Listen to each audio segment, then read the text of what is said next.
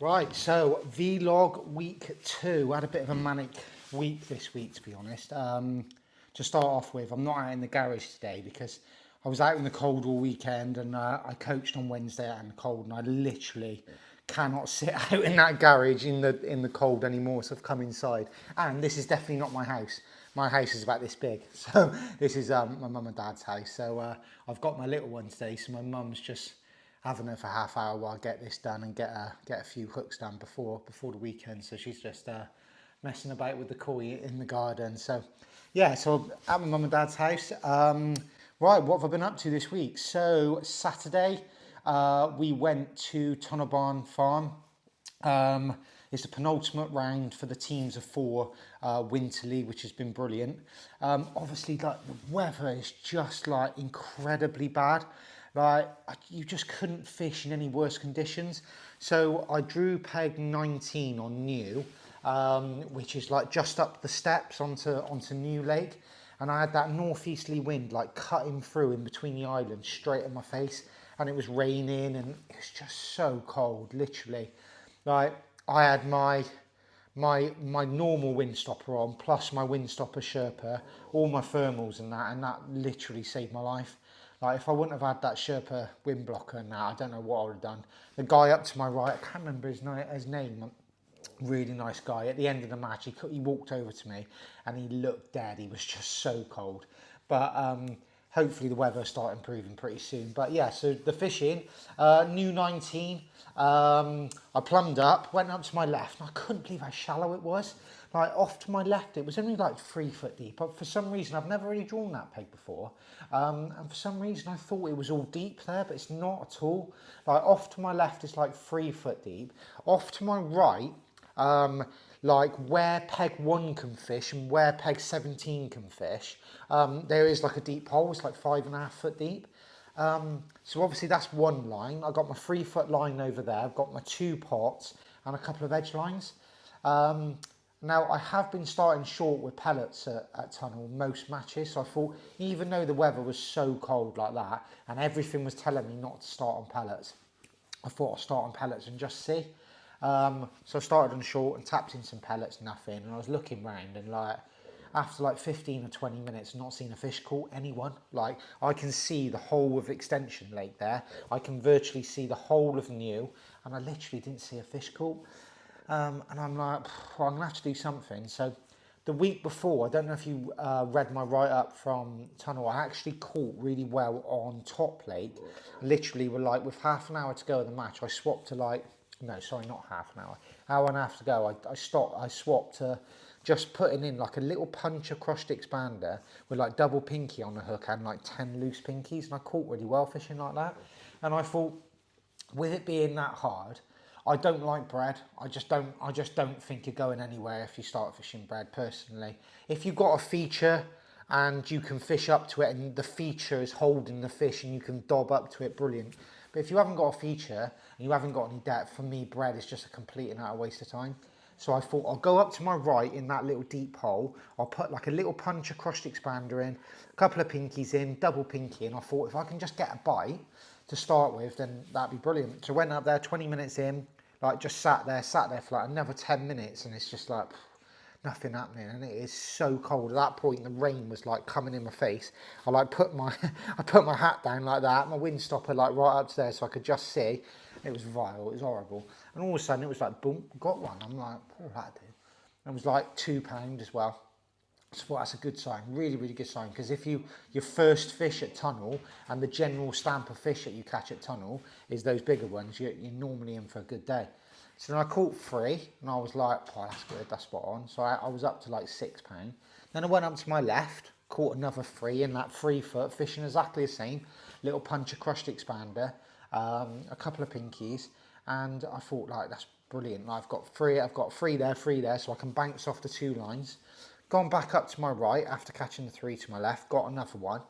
And then like this point, I was like an hour and a quarter in. I got 7 decent F1s, and I'm like, flipping hell, this is like brilliant. I've got at that point, what did I have? Probably 13 or 14 pound, probably. And I'm thinking like if I can just bounce off those 2 lines, I've got my edge lines and I've got my short out my hand line.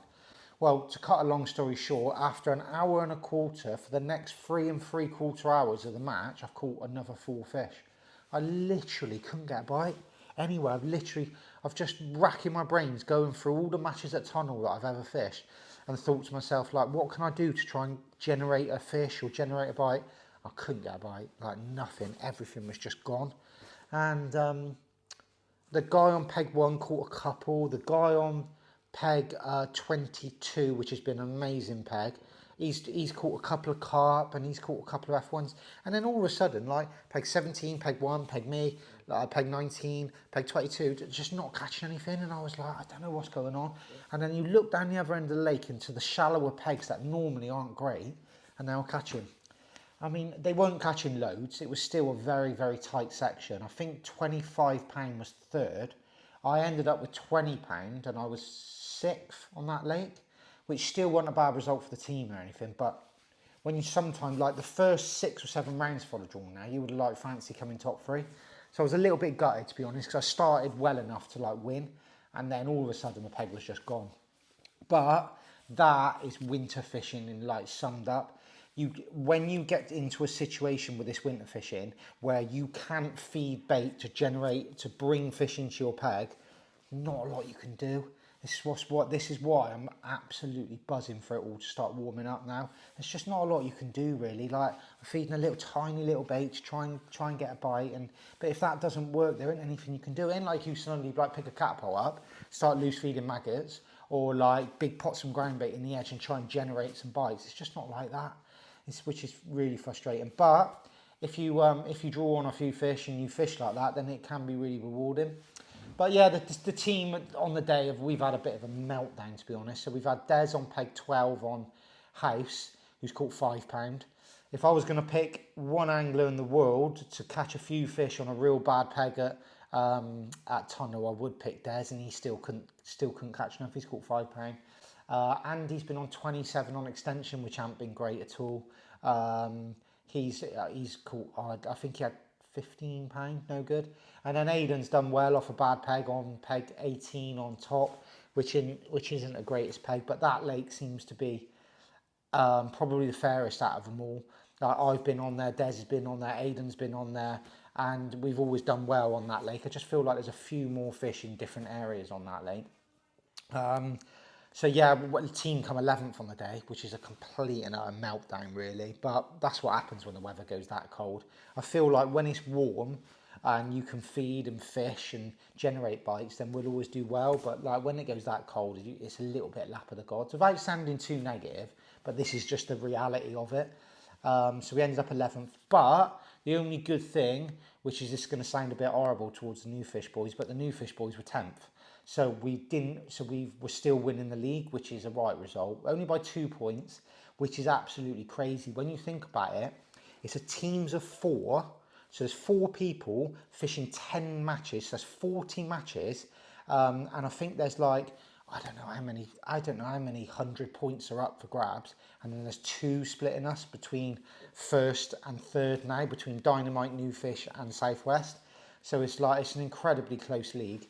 On New 19 on Saturday, I foul looked 4 fish in the last hour, where I think like the fish were just swimming through and they literally didn't want to feed, and my float's just like, and I foul looked one, and if I would have got one of those 4 in, I think that would have got me from 6th to 3rd, or something, or a few more points, and it was the same with Andy. So it's always so close there, but it's a good league. That makes it really good. So we got the final round tomorrow. So yeah, fingers crossed. We just need a good draw. Feel like we deserve a good draw after last week. And hopefully, if we can get a good draw, catch a few more, and we can win the league. But I think we're pretty much guaranteed top 3 as a team now. So hello, babe. Sorry, my little one's just there. Hang on. Do you want to play football? Come and say hello to all the people. Hello. Get your ball. Let me have a ball. We'll go in the other room. Sorry about that. So yeah, it's so close, like 2 points are separating the 3 teams. So yeah, if we can get a good draw last round, fingers crossed. I'd love to win it again. I think we've won it like last 4 out of the last 5 years. So it's fished a little bit harder this year, I'm not going to lie. Like previous years, I've had some 60, 80s, 90s, 120s pounds. I think my best weighted tunnel this year has been like 43. I think that's a little bit down to the pegs I've been drawing and the weather we've been having. We've just had horrendous weather. Like honestly, like the start of the league, it was all like flat. We had the leaf fall, so the oxygen levels were really, really low, and that was just rubbish. And then it went real cold. It's just been minging the weather this year. We've had a real bad winter, but hopefully that might mean we have a good summer. So yeah, obviously all the fish are still in tunnel and it's looking great. It's had a bit of a haircut. Some of the trees have been chopped down. So yeah, I think like as it starts to warm up, it will start fishing loads better. And then Saturday night, come home, straight up to Gold Valley on Sunday morning. So quite a few miles down the weekend. The League One for myself, I was up to about £60 after 3 matches. So I'm still in contention in the league before Sunday. And then I was just thinking I need to be on a peg where I can put like 40 or 50 pound together. And there's quite a few pegs on middle you can do that. There's a few pegs on syndicate you can do that. And obviously a few pegs on gold you can do it as well.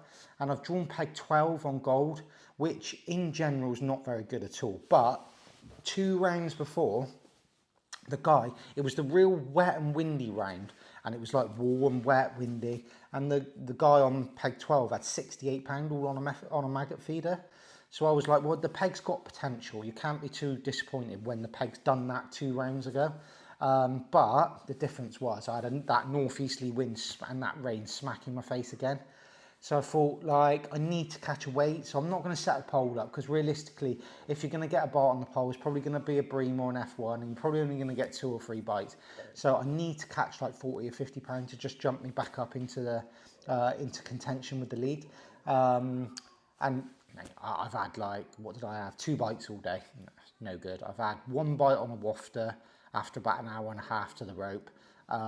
Just randomly went round, and then I had 1 bite on a maggot feeder with about 15 minutes to go, and a bream for £7. So yeah, so weighed £7, which is no good.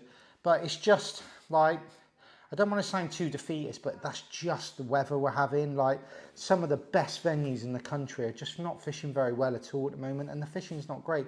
I don't care what venue you go to, whether it's a natural venue, commercial venue, if you get these sort of temperatures and a northeasterly wind combined, like the percentage of people that catch fish is just dropped so much. It's just cut down.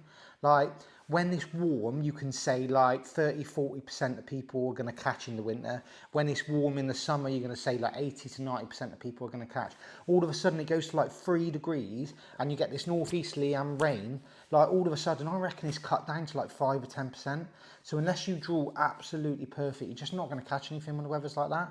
But what I'll say is, though, the weather has been a bit extreme this weekend. Like, it can't keep going on like that. Like, another couple of weeks, we're in March, so everything should improve. So yeah, I'm really, really looking forward to some warm weather now. Like, proper looking forward to it. So yeah, on Monday, come home Sunday night. Bit of a disappointing weekend. Didn't catch a lot, but I'm not too bothered really. It's just the weather and how things are this time of year. So come home Sunday night. Monday, I had a coaching day booked in with Rich Coughlin. Lovely guy, really successful businessman from, where does he live? Hereford? Yeah, Hereford. And I rang him up Sunday night, and I said to him, look, it's going to be 15 mile an hour northeasterly, rain all day, and not go above 3 degrees. What do you want to do? He said to me, I'm so glad you rang. So we've rescheduled for next Monday, which is looking like 8-10 degrees sun all day. So we've rescheduled, so I cancelled that. I had my little one on Tuesday. Wednesday, I had another day's coaching with Robin McCann. Now, he's got a he's got a Whiteacres Festival coming up, and he fished a Whiteacres Festival last year, and I feel like he got a little bit daunted with it, like a little bit confused about the different lakes and what you do and how you fish it. So he said, right, come and have a day with me, we'll do some fishing, we'll have a big chat through all the lakes, all the pegs, and see what he does. And I said to him, look, Robin, it's still 3-4 degrees, you've got a northeasterly wind. I don't think we're going to catch anything. Pleasure fishing, like it's just not going to happen. Like he said, I don't care. I just want you to show me the baits, how you prepare it, where you fish them, the rigs you use. If we go in and don't get a bite, it just doesn't matter. It really doesn't matter. But so I said, that's fine. That's fine, we'll go. So we went to Viaduct Match Lake because that's probably the most similar lake that I've ever been to the Whiteacres complex in style of fishing, in the fish you're catching, what you do, how you fish there, depths, everything. So anybody that wants to go to a Whiteacres festival, that wants some coaching, that Viaduct Match Lake is the place to go. It's brilliant. So I said to him, yeah, I'm not going to get a bite, but we'll go and have a go. So I set up all my kit, he set up all his kit. And I said to him, I showed him how to prepare the meat, 7mm meat, and showed him how hard pellets, showed him all the rigs. So I thought I'll just drop in on meat and just show him, just tapping in a few pieces of meat and doing all that, being really patient, timing your bite, stuff like that. And all of a sudden it was like, crack, got one £12. I'm like, that's such a result. That's so lucky to get one on meat when it's like this cold. Dropped in again, wallop, got another one. I'm like, that's such a result. That's so good that he's seen a couple of fish. Went out on hard pellets, caught a carp, caught an F1. And I thought, right, that's really good that we've caught a few fish. And I can't believe we've caught on meat and hard pellets in these conditions. And then he went and sat down on, I don't know what peg it is. I spoke to Scott Puddy on Sunday night, and he said, you want to go by this big pampas bush? That seems to be the best peg. So he sat there, and honestly, he's caught one every single chuck. Great big F1s. He's had a £10 carp on meat, on pellets. And he only ended up fishing for about 2.5 hours, because by the time I'd done my demo, we had a chat, we had a laugh, we had a coffee. By the time he actually started fishing, we didn't have long left, so he's caught a load. So I was so over the moon that that went well. So so obviously the coaching day went brilliant. I hope he does really, really well in his festival. He's going to ring me every day when he draws, so fingers crossed. If he can draw some decent pegs, he'll be really dangerous. He'll keep it really simple this time, so he'll catch a few. And then Wednesday, what do we do after that? Wednesday night, I come home from Viaduct, obviously. Oh, and then yesterday, Thursday, I had a meeting with Matrix not up in Essex, across in Essex, in Brentwood, to their offices, and went there for a product meeting. I didn't really know what exactly I was doing. Sean just messaged me and said, can you come in and just for a product meeting? I said, yeah, fine, whatever. And then got up at like 4:30, took me like nearly 3.5 hours to get there. It's quite a long way, Brentwood, from where I live. And then got to the offices, got in there. Craig and Sean was there. We had a bit of a chat about certain products, about fishing in general, social media, stuff like that, how it's going. So yeah, that was really good. And then we went into a meeting with all of the designers that Matrix and Fox use. So they've got a team of like 6 or 7 designers that are absolutely, I don't think any of them go fishing. Maybe 1 or 2 of them go fishing, but they're all like just amazing at designing things, and they know about materials, how it's being made, tooling, everything. So we sat in there for like a couple of hours just listening to them. I don't think I said a word. So I bet they were all thinking, what's this kid here for? So yeah, I was just sat there listening to them all, and it was mind-boggling, honestly. What you just don't, unless you see it firsthand, you don't understand what goes into making these and designing these products and producing these products. And I just feel like, I don't want this to sound bad, but I just get a bit frustrated at times, because there is so much that goes into these products to give the user a high quality, well maintained, reasonably priced. Everything that we do as the company and Matrix is about price, making it affordable for people, and the quality is so high. And I just feel like there's just so much money that's invested in getting these products right so that the user can afford to use them. And I feel like a lot of people are very, very quick to jump on the bandwagon, to slag some of the products off on social media, to be negative about stuff. And honestly, I think all of those people that are negative about products and about things that happen in fishing, if they were to see firsthand, like I'm very lucky, I get to see what goes into and how these products are produced and the money that's spent and the manpower it takes and the hours that it takes to produce these products. I don't think they would ever speak negative about anything. Even if they get the product and it's not quite right, or they might have had a little bit of an issue, like there's just so much that can be done. There's just so much that goes into it, and you think to yourself like, oh, that should be like that, but like you can't make it like exactly how you think, because there's tooling involved, there's tooling costs involved, and if you change something about one product, it might change something else about another different part of that product. Like there's just so much to think about, you know, and I just feel like people nowadays are so quick to jump on social media and slag stuff off, and it's just not needed. Like when you actually see it and been to those meetings, like what I'm lucky enough to do, you see exactly. So if something's not quite how you want it, like there's probably a reason. There's loads of great fishing brains working on all these products, and I'm not just talking about Matrix either. I'm talking about all the other top companies that are producing new products. It's all the same. There's some great anglers working at all those companies, and if it's not quite how you think, it's probably because they can't do it like that, because of tooling, because of design, because of cost of shipping, anything like that, you know. So yeah, just be aware that these companies are working very hard to bring you the best products out there, and they will continue to do so. I don't mean that in a bad way at all. I'm not having a go, but when you see it firsthand, it's just frustrating then when you see negativity about it. So yeah, I'm not having a go. I'm not being negative at all. But yeah, but then we had the meeting, which was mind blowing, like brilliant. The stuff that goes into it is amazing. And then we spent the rest of the day having a look at all the new products that are due for 2025 and early 2026. And honestly, like I can't say what the new products are. I'm not sure if I'm allowed to say what's coming out and what the project plans are. But honestly, some of the new kit that Matrix have got coming is like game changing. Honestly, it's so good. I can't wait for you all to see it like later this year and the start of next year. It is really good. They've upped their, I feel like even since I've joined, like this year now is going to be like a total new level for Matrix as well. They've brought out the transporter barrow. They've got a load of other newer high-end kit coming. That is just fantastic, you know. So yeah, that was an absolutely brilliant day. Finished there about 4 or 5 o'clock. Got home about 8, 9 o'clock last night.